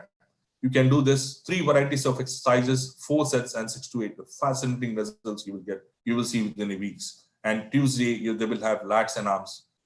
Wednesday, they have thighs and calves, and Wednesday. Because you have to work thoroughly from your neck to calf muscles. You should not ignore any muscle. That is called proportion of your body. Many of them, they used to train their chest, shoulders, and arms. They neglect their thighs and calves. When we construct our building, we start our building from where? From down or up. You have to start exercise from your calves, basic base and your legs, and then abdominals, then go up. Always I teach my students like this way. And then we have a rest day. This is off-season training program. 3 days, 1 day off, 3 days, 2 days off. This off-season usually we have in the summer and for beginners. And then we have on-season training program, 6 days in a week. They will go for, and they will have chest and shoulders, lats and arms. But the varieties you can see, it was 3 varieties in the off season, and 4 to 5, and sets 4 repetitions, 6 to 8. And then we have pre-competition training program that you can see very demanding. This exercise is very demanding. We give thighs and abdominals in the morning. You can do abs and aerobic in the morning. I will give you one secret of this, why we should do this. Because we say break fast, breaking your fast in the morning, because carbohydrate is not there. You will burn directly fat in the morning. So always I suggest you have to do abdominals in the empty stomach. I'm just sharing my experiences, all this, 25 years of experience with you. You will get a fascinating results if you do this way. But somebody, they do in the evening abdominals, believe me, you will not get that much of results if you do in the morning. Proven, I'm talking about the proven with my own athletes, with my own bodybuilders. And then we have kindly identified this training protocol. This is very famous nowadays. I have, when I have attended American College of Sports Medicine Congress at Atlanta in USA, they were having like a workshops, fitness workshops, like 75 people together. This is called strength and endurance together, cardiovascular. So step aerobics with strength exercise combined together. It's very good exercise. You can do some 12, 15 repetitions, then you can go for step aerobics for 20 reps. Believe me, combined together, you will get more advantages, more, you can see the results very faster. I'm just sharing this information. He was the Joy Vedder father of bodybuilding. He has created many instinctive principles of bodybuilding. So he has propagated all over the world. What principles we are using now, this is his gift for all over the world. We had like Mr. Olympia 55 years long back, and this year it was 16th. And I'm introducing him. This was Ronnie Coleman before, Mr. Olympia many times. And he is the present one, Big Ramy from Egypt, Mr. Olympia 2020. Really, he is too big. and he has defeated in this tournament 4 Mr. Olympias on the stage this time. Safety first, I had explained to you. When you're doing high intensity of training, you need spotter. Spotter means your partner, which is very, very important. If anything happened, fell down on your hand or leg, we can insert foreign body. If something fell down on your neck, no chance. So be careful when you're doing exercise. This is the background research. 1 hour of can reduce your blood pressure.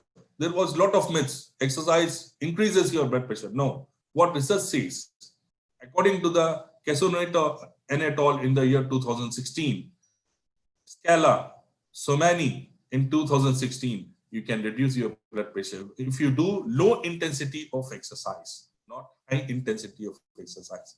Another one which is very important, if you're doing low intensity of exercise, which will increase your lifespan. And if you're doing high intensity of exercise, which will reduce your lifespan. So there are two things which is very important you have to keep in your mind. And then you can see that you're talking about the diabetes also. You can see the glucose tolerance also, metabolic risk factors in diabetic patients. There is an improvement in that. So start your exercise, do some aerobic and strength training exercises, which is very beneficial for the health. Park, BS and et al. In the year 2016, Eshiguro and et al. 2016, Strasser and B et al. In 2013. They have shown a very significant results with the effect of resistance training on diabetic people. Improves body composition, strength, overweight, and obese children and adolescents. As we know that obesity is a door of many diseases. If your body composition changes, that means you are prone for many diseases. So you have to, if you are now overweight or obese, try, my dear friends, to lose 5 kgs weight. Very important. Believe me, you will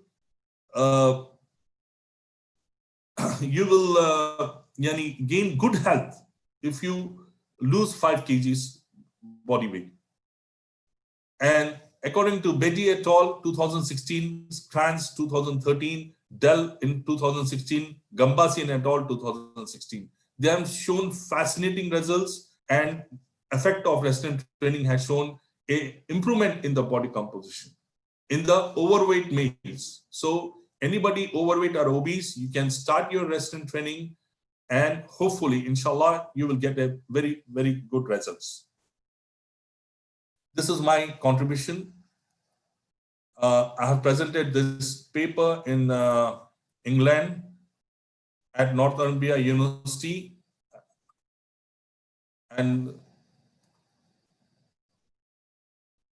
it was presented in National Strength and Conditioning at Murcia, Spain. And you can see that in the lower body, the sitting calf raises improves with 39%, standing leg curls improved by 50%, abductors 54%, and leg extensions, they have improved 58%. So you can see the standing leg curls have the majority, that leg extension, they have improved a lot in 58%. So there was and it was published in the Strength and Conditioning Journal. Presented this paper in the International Conference on Sports Medicine and Fitness, Chicago, USA, published in the Journal of Sports Medicine and Doping Studies, and it was a significant performance. And recently, it was in 2016, influence of different intensities of resistance training on anaerobic power and explosive power among males. It was presented in the 34th World Congress on Sports Medicine, Ljubljana, Slovenia, and it was published in the British Journal of Sports Medicine. And this was my 2018. It was part of my project, and it was presented in Romania and also published in a Ovidius University Annals series in Romania Journal.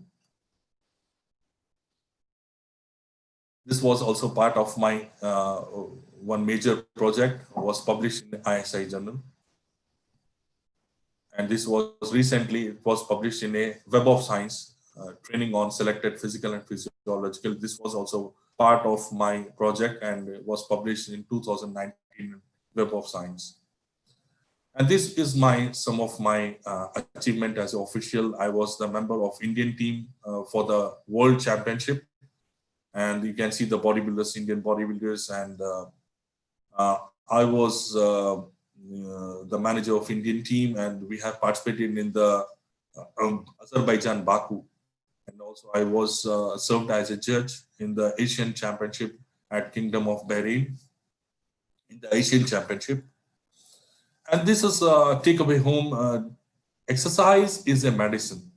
Consult your doctor and take advice from him. Don't start your exercise if you are more than 50 years or 60 years. If you have any problem like blood pressure, diabetes, please take one word from your doctor and you can start. This is a sensible approach. Select a professional gym for training, because you have to see that the angle is correct or not, all the machines are there or not. When you take exercise program from the professional coach, don't take from everybody, from your friend or from internet. It will never work. What program works for one person, it will never work for another person. Do not take anabolic steroids. Do not take any cheap and new food supplements. We don't know what are the side effects of these supplements. Improve knowledge and share with students and friends. Take balanced diet. Don't take, like, suggest that, okay, take only protein diet. No, you have to take more vegetables, more fruits in a day. 4 different color of vegetables, 4 color of different fruits, and especially vitamin C fruits, which is very good for health.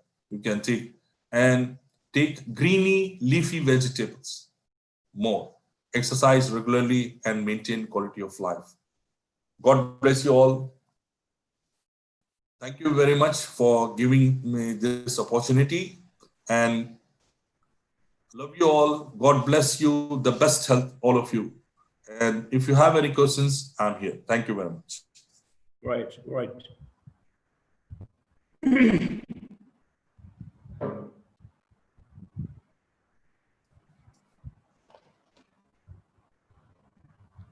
Hello, Madam Shahada is there? Shahada? Hello. The session is open for interactive session. Interactive.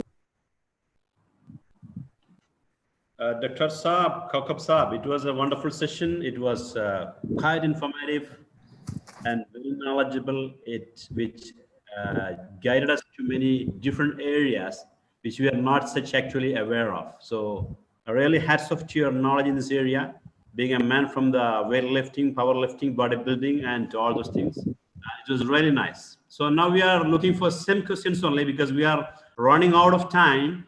If you have any questions, please ask it very specifically and to the point, and the answers also will be very specific. If you have more questions, we will be dealing it later, and I'll be there to give you the exact answer. So anybody, please.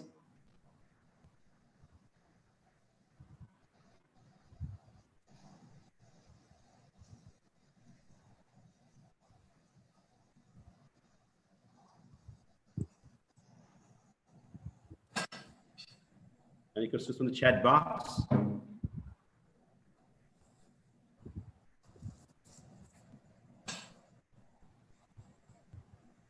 Okay.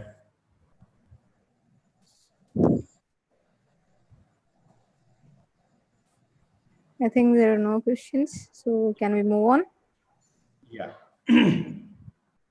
Thank you so much, sir. Unmute. Somebody's question is there, I think. Dr. Dilip sir, can you unmute that person, Mr. Somebody was there to some questions. I think it's gone now. Thank you so once again. I think some... The participants can unmute themselves. Hello. Hello. Yeah, yes. Anybody can want to question, you can unmute yourself, no problem. You can unmute yourself, no problem. Hello, sir. Hello, sir, good evening, sir. This is...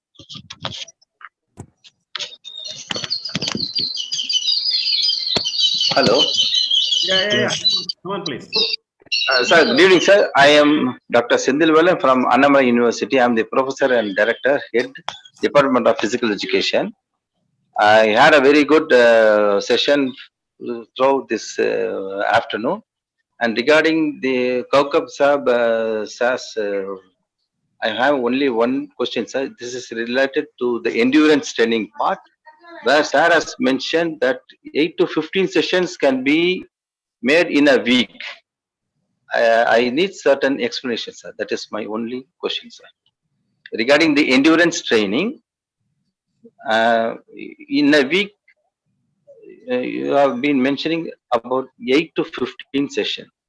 That's what I need certain explanations, please.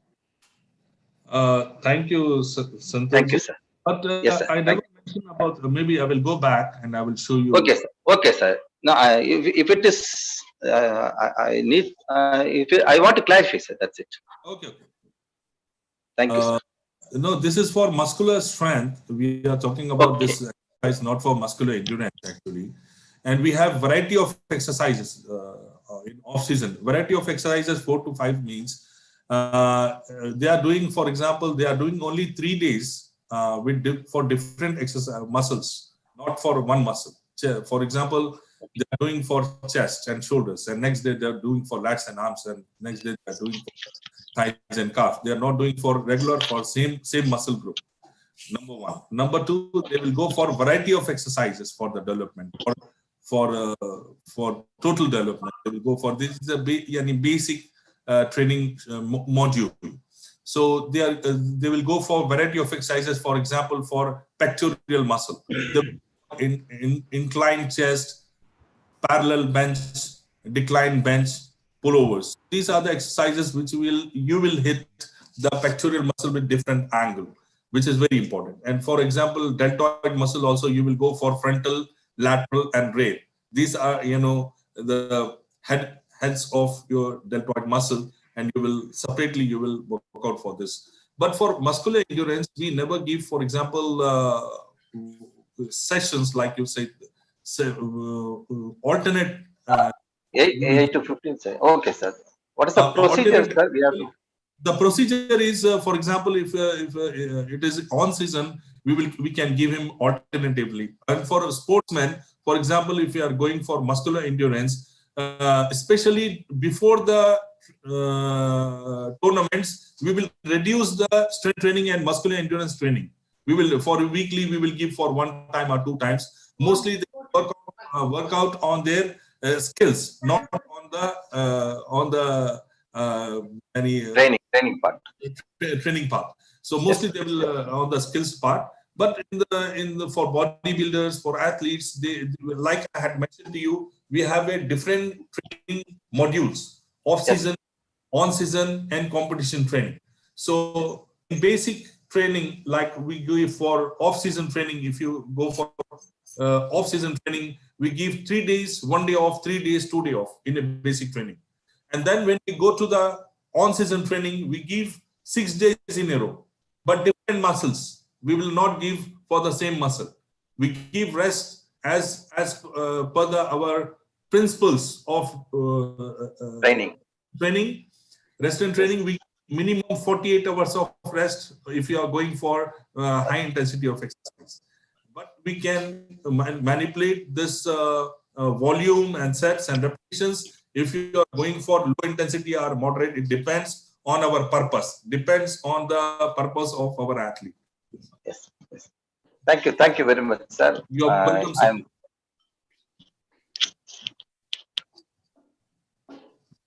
Good afternoon, sir. Yes, sir. Hello. Hello, sir. Good afternoon, sir. Good afternoon. This is Ramesh from Abu Dhabi Indian School, head of the Department Physical Education. I was attending previous also attended many webinars, Dr. Kaukabji, and it's really a wonderful session. And a few things actually, we are at the school, so we are dealing with the small children. So we need to have a strength training also. It's very important and compulsory. Now, if you are organizing any session only for school level students, that will be helpful for all the teachers. we have some Yes. questions like, always it will be in persistent in our mind. We'll say that if you're doing weight training, taking over the weights on the shoulders and all, it will affect the height and all, children will be coming. So we do the contrast something It to affects on the growth and development. Yes, yes. Effect on the growth. So certain things, it's a persistent actually. The question will be coming, and sometimes, we try to avoid certain things like, to take the weights on the shoulders and all. But still, it's also very important for athletes, to improve the strength and all in the, different muscles. So we need to have, on that particular part, some alignment session. Yeah. Yeah, this was my concern. Direct answer to Rameshji for you. According to NSCA, National Strength and Conditioning, they advise that we should not expose our children unless they attain the age of 13. Pardon me, 13? Yeah, 13 years. Yeah. Rest and training. According to NSCA, National Strength and Conditioning. If they are not developed, for example, they are not grown up, still their height is not grown, so you can wait for 14 also. But European countries, American countries, they have a different, because they, you can see growth very fast and development also very fast. So we have to understand our environment, on our children. But what I say, give them any natural movements to our students. Yeah. Walking, jogging, running, aerobic activities, swimming, and also give them some medicine ball exercises. Light medicine ball. Very lightweight. With very, very lightweight. Yeah. Especially for children, for their more interest, include some fun with them. So what I have learned from NSCA, when I was attending this National Strength and Conditioning at Spain, there was a very popular research, I just forget his name, he's from USA, and he was talking about these things about the children and how to motivate them, and the fun should be involved, and like 1-to-1, then 2-to-1, then 3-to-1. Like that, they can play like some medicine ball, they can play some fitness ball, they can have some natural activities. This is very important for the children. And one more thing about their diet. And we can prescribe them, like, take some fruits and take some vegetables. And we have to educate their mothers, which is because they are the key of the kitchen. Correct. Yeah, most of the things are clear, but we try to maintain the own weight as the body weight as a the weight training. Natural movements, yes. Don't give any weight to them. Maybe unless they are fully grown up. Correct. And their age should be 14. Yes. Don't expose them to the weight training. Yeah, Sir, what is the age group you recommend for the weight training? 13 plus. 13 plus. According to the 13 for Indians, 14 is better, because maybe they will get 1 year more for the growth and development. I know. Because according to NSCA, they say that 13 years. 13 but for our Indian culture and environment, what I have... Indian environment is entirely different. We cannot compare our boys to the Western side. This thing. Exactly. So we can wait until 1 year more, give them more diet. We can give them more advices and natural movements. They will be better after 14 years. We expect one more session for the school children. For especially school children, sir. We want a special session for school children. We are able to. We will plan for you. We will plan for you. We have athletes different and basketball players. Some games different. So let us have one session. How to calculate and all these things for school children. Sure, we can. Sure, we can do that. Because we have to identify the children. Ectomorph, mesomorph, endomorph, and yes. Based on them, like endomorphic, you can give more aerobic activities. Exactly. To bring them to the. It's something like tailor-made for the kids based on the body structure. No, you have to call the parents meeting and educate them, unless it's difficult for them, because so children will not become serious. Children are serious about only academics, sir. We are serious about their. So it's out of our Even interest. parents are also serious about academics. Even parents also. Education from Annamalai and David, Dr. Ramesh, and of course it's now the time is almost finished. Thank you, sir. Thank you very much. Thank you, sir. Thank you, sir. Azim sir. So kind of you. And now we have two people to mention specially. Madam Mohsina teacher, Madam Mohsina, are you there? Yes, sir. I'm here. Okay. The assistant professor of English of my college. She was a very hardworking and sincere, and of course we have a very good team in the IT wing, including Dr. Dilip, whose name I should not forget to mention. Of course, it will be mentioned here, but personally, I would like to thank Dr. Dilip for his outstanding support and cooperation and hard work. And Ms. Shamina Narayan also there, and we have a good team. So we'll be going to the word of thanks session. And I think Madam Shamina is there. And Madam Shamina, please proceed to the word of thanks now. And we'll be winding up the session after the word of thanks. Please bear with us for a few minutes. And being the organizing secretary, I would like to thank. But for the formal word of thanks, let me invite Madam Mohsina to express it. Thank you, sir. A cozy and cherished afternoon to one and all. It's my privilege to propose a vote of thanks and acknowledge the contribution of those who worked hard to make this e-conference really successful. On behalf of me, Government Arts and Science College, Kondotty, and the entire fraternity of the Institute, first of all, I thank Almighty God for making today's event a grand success. By His blessings and grace, we are able to make the event what it was. On behalf of my college, I give a really heartfelt vote of thanks to our chief guest, Olympian Jinsey Philip, who spent his busiest time gracing the occasion. Today, we had the opportunity to hear your thoughts, and this will definitely encourage us in our future life. Your thoughts have enlightened our minds and shown us a new path. Thank you, ma'am. And for the special address, I'm honored to thank Dr. Zakir Hussain, and I would like to wish him happy birthday too. He's an inspiration for every academician. His talk benefited in many ways as he insisted on the importance of physical fitness for a healthy human being. I must express my admiration for Professor YVONNE Paul on her international profile and the enthusiasm and ardent rendering of the title of her talk. Her structure, as well as organized way of presentation, was full of information and new knowledge. Thank you, ma'am. Dr. Kaukab Azim, who delivered his talk on importance of strength training in daily life, is a dignitary with a laudable profile. Thank you so much, sir, for sharing your knowledge and infusing this e-conference with it. Special mention to our venerable principal, Dr. Abdul Latif V, for being the catalyst that inspired us to do our best and stand as a pillar of power. With deep sense of appreciation, we thank our loving teachers for their untiring efforts. And for the graceful and beautiful anchoring, I would like to appreciate and thank Shahada Marwa of second year MA English.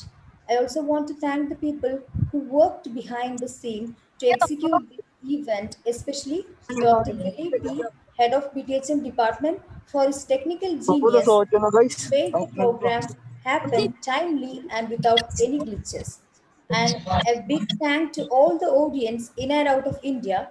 For the international audience, I would like to be more grateful as they kept with our time and attend with enthusiasm. Once again, thank you all for attending the international conference, Elixir International Conference on Health, Fitness, Wellness, and Longevity. Thank you all. Right. So thank you, sir, once again, and hope to see you again from hopefully any other places of conferences or any platforms like Google. Thank you once again. Thank you very much, sir.